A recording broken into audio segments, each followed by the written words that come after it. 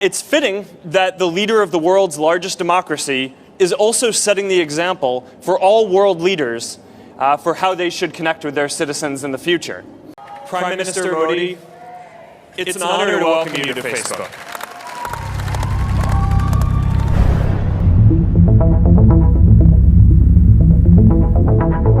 Prime Minister Narendra Modi's electoral success in 2014 was partly attributed to Bharatiya Janata Party's social media presence. Many say no one knows better than BJP how to use technology to reach its target audience.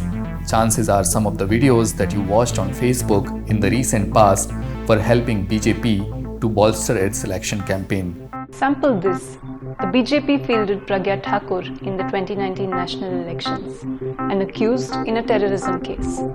She is accused of making her motorcycle available to plant explosives that killed 6 in Malegaon. The video falsely claimed that she was acquitted of the charges. Thakur, who's still facing trial, won the elections. The video, which looked like news, was in fact a paid advertisement on Facebook. It was published by a Facebook page called Nuge. What does this company do? It often peddles unverified or distorted information disguised as news to promote BJP and Prime Minister Narendra Modi.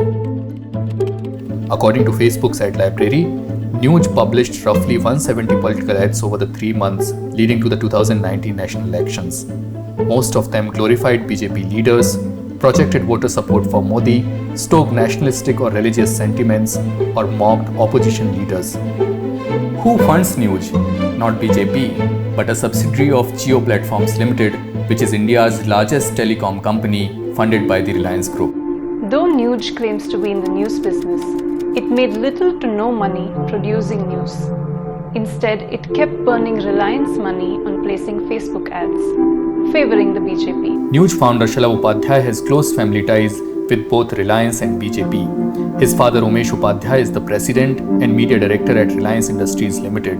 His uncle Satish Upadhyay is a BJP leader and former president of the party's Delhi unit. Reliance Group pumped 294 million rupees into Nuge in the last 3 financial years. Nuge is just the tip of the iceberg. Apart from Nuge, our investigation found 22 more proxy advertisers that promoted BJP. Together they paid Facebook more than 58.3 million rupees.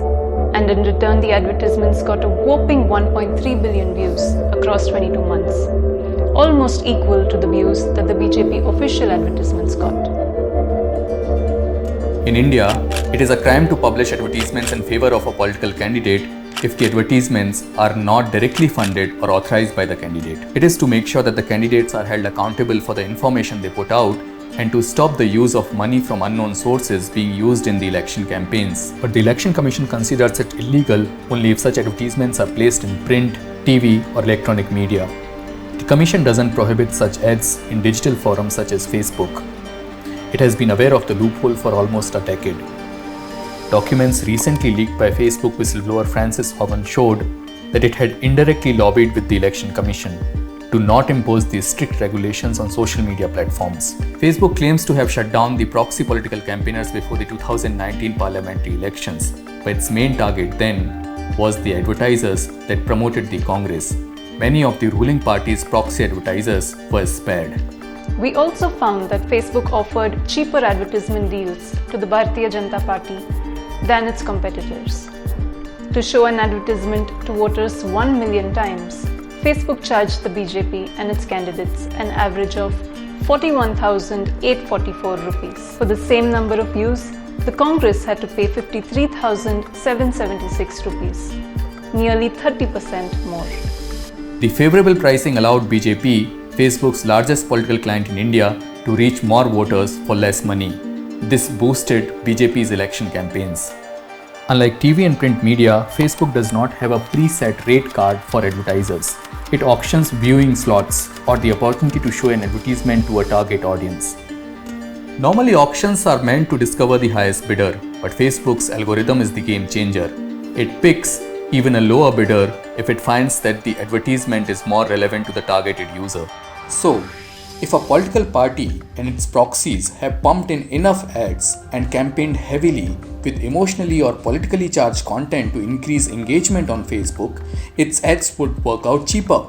A similar reach would be costlier for smaller parties. BJP's proxy advertisers help it game this algorithm by enhancing engagement on pro-BJP content. This, in turn, gets the official BJP pages more discounts. Facebook is not unique in giving discounts to some clients. Most businesses do that. But the strategy that works as a perfect business model in commercial advertising can create troubles for democracies. Meta, in its reply to our question, said, "We apply our policies uniformly without regard to anyone's political positions or party affiliations." But it did not respond to the specific questions on Nuge and other surrogate advertisers' cheaper ad deals of BJP or about Hogan's revelations that it indirectly lobbied with the Election Commission. Upadhyay, who serves as the CEO of Nuge, said, "We strictly abide by Meta's community guidelines and advertising policies while following the recommended authorization process to ensure integrity, transparency and quality of our reportage." He did not respond to specific questions about the Nuge ads that had pro-BJP disinformation or instigated anti-Muslim sentiments. The Election Commission, BJP and Jio did not respond.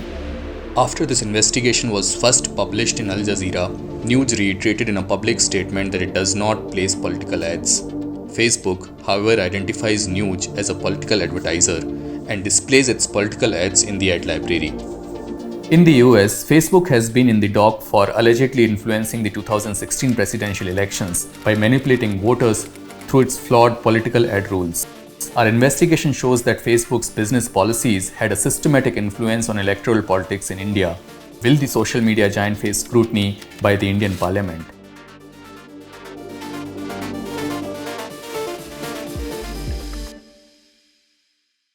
Dear viewers and readers, evidence-based reportage and investigation take a lot of effort, time and resources. But this is the kind of journalism that holds the powerful accountable to citizens. We at the Reporters Collective rely on your donations to carry out such journalism, to ensure that it remains free for all to read and watch, and to help us keep at it. Please donate to the Reporters Collective. Go to our website www.reporters-collective.in and press the donate button.